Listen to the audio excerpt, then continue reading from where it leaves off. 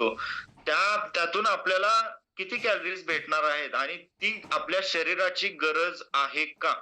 हे सर्वात ओळखणं आणि त्याचं नॉलेज असणं आपल्याला खूप महत्वाचं आहे.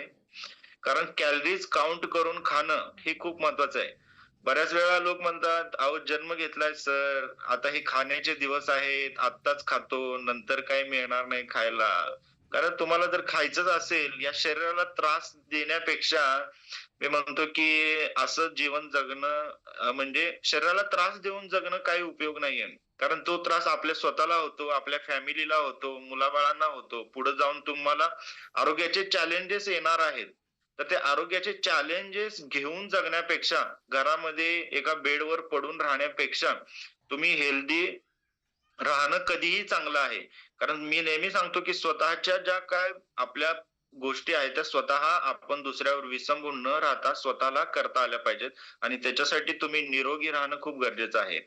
तर 80% जो सकस संतुलित आहार आहे, त्याच्यातून आपल्या बॉडीला अ, ज्या गोष्टी पाहिजे आहेत, 114 प्रकारचे अन्न घटक असतील किंवा प्रॉपर जेवढं प्रोटीन पाहिजे, जेवढे कार्बोहायड्रेट पाहिजे, जेवढे इसेन्शियल फॅट्स पाहिजेत, जेवढे तुमचे फायबर्स पाहिजेत, प्रथिने असतील, नंतर तुम्हाला इसेन्शियल व्हिटॅमिन्स असतील, ते सर्व गोष्टी तुम्हाला एका ग्लासमधून मिळतात.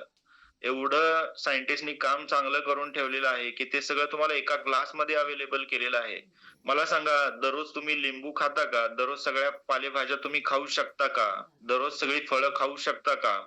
हा जो सर्व गुणसंपन्न सर्व आहाराने भरलेला असा ग्लास तुम्ही नाही घेऊ शकत आहारातून. तर त्याच्यामुळे तुम्हाला हा ग्लास घेणं खूप गरजेचं आहे. ही तुमच्या शरीराची गरज आहे. तुमच्या शरीराची गरज ही आपण नाही ठरवलेली.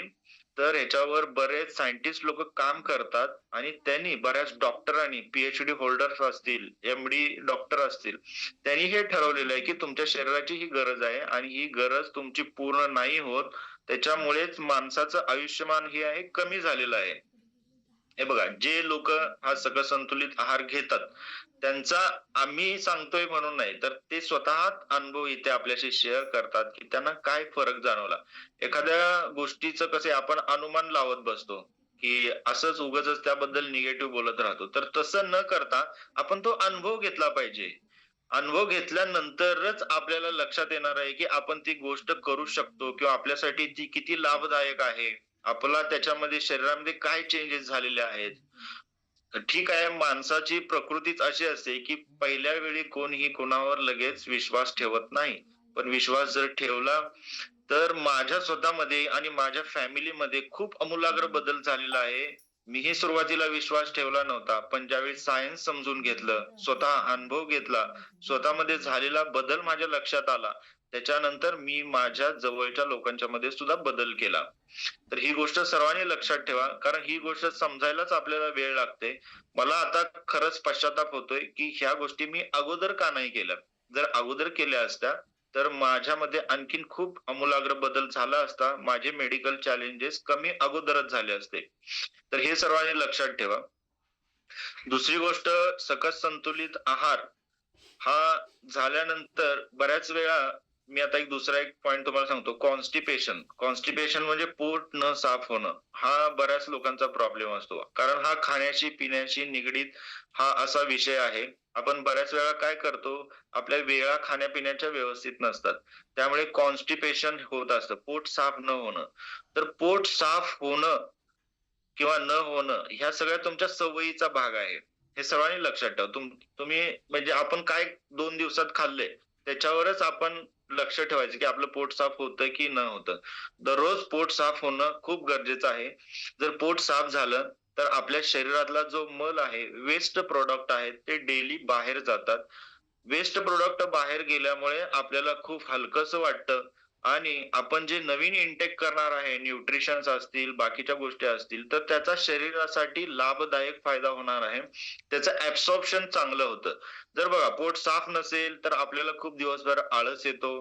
आपलं कशातच लक्ष लागत नाही. आपण कुठल्याही एखाद्या ठरवलेल्या गोष्टीमध्ये कॉन्सन्ट्रेट नाही करू शकत. 100% आपण देऊ शकत नाही. तर पोट साफ होणं खूप गरजेचं आहे आणि पोट साफ होण्यासाठी काय करावं लागेल? तर जे आपले कोच सांगतात त्यांचं मार्गदर्शन घ्यावं लागेल. म्हणजे कसं आहे वेळेमध्ये उठणं खूप गरजेचं आहे. सकाळी सकाळचा जो टाइम असतो, सकाळी जे 4 वाजता 5 वाजता उठतात, त्यावेळी आपल्या बॉवेल म्हणजे आतड्याच्या मूव्हमेंट्स खूप फास्ट असतात आणि तोच खरा काळ असतो पोट साफ होण्याचा. ऑटोमॅटिक नॅचरली जे लोक सकाळी लवकर उठतात त्यांचं पोट साफ होतं. कारण बॉवेल मूव्हमेंट्स खूप फास्ट असतात त्यावेळी. जे लोकं त्या वेळेमध्ये झोपून राहतात, सकाळी लवकर उठत नाहीत, त्यांना पोट साफ होण्याच्या तक्रारी ह्या 100% असतात. मग सकाळी लवकर उठायचं असेल, तर रात्री वेळेत आपण झोपणं गरजेचं आहे. जर संध्याकाळी व्यवस्थित झोपलो, तर तुमची प्रॉपर झोप होणार आहे आणि सकाळी तुम्ही लवकर उठणार आहे आणि तुमचं पोट साफ होणार आहे. बरं सकाळी लवकर उठल्यानंतर तुम्ही जर 1 तास व्यायाम केला, पूर्ण आपल्या शरीराला जर थोडा त्रास दिला, सर्व अवयवांचे, सर्व सांध्यांची हालचाल जर आपण व्यवस्थित केली आणि पोटाचा सुद्धा जर व्यायाम केला, तर आपलं पोट साफ होण्यासाठी खूप मदत होते. हे सर्वांनी घ्यायचं आहे.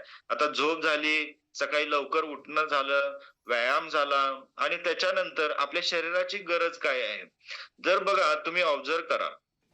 सकाळी उठल्या-उठल्या व्यायाम झाल्या-झाल्या तर तुम्ही कार्बोहायड्रेट म्हणजे पोहे, शिरा, उपीट ज्यामुळे गॅसेस होतात किंवा भाजी, चपाती जर उठल्या-उठल्या खाल्लं, तर त्यावेळी तुम्ही स्वतःच ऑब्झर्व्ह करा, की तुमचं पोट गच्च राहतं.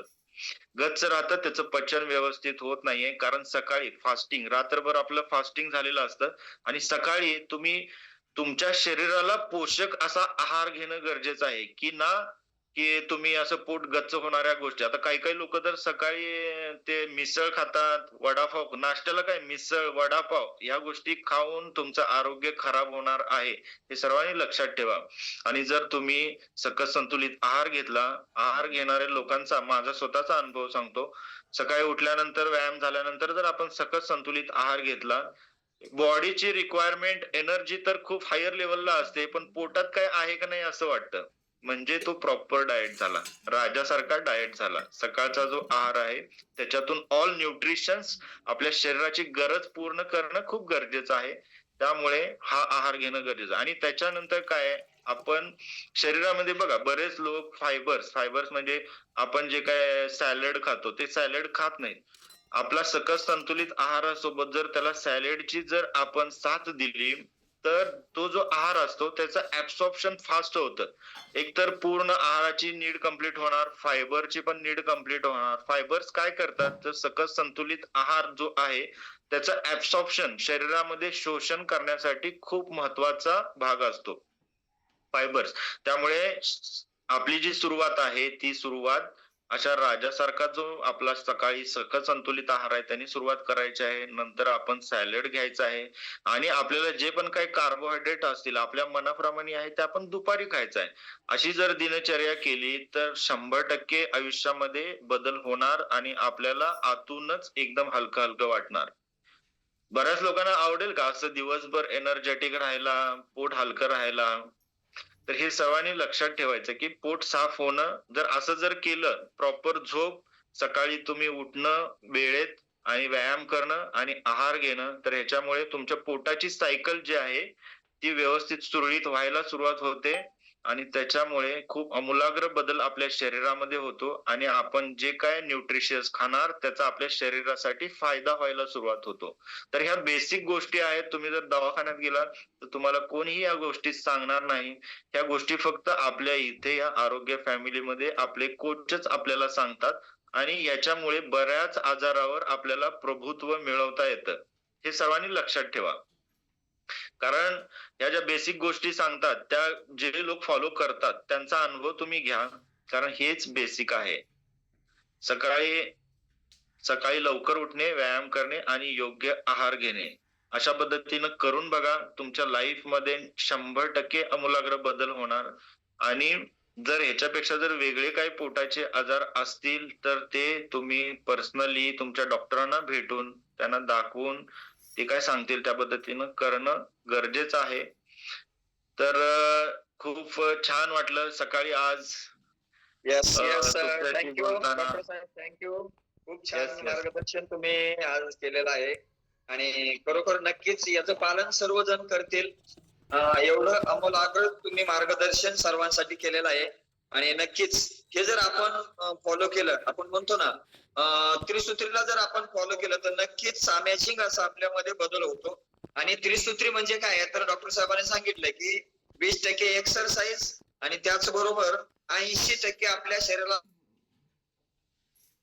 पेशींना लागणारा पेशी पोषक आहार आणि त्याचबरोबर 100% मात्र तुमचे मार्गदर्शक म्हणजे तुमचे ग्रेट कोच. या त्रिसूत्रीला जर तुम्ही फॉलो केलं तर नक्कीच अमेझिंग असा बदल आपल्यामध्ये होतो.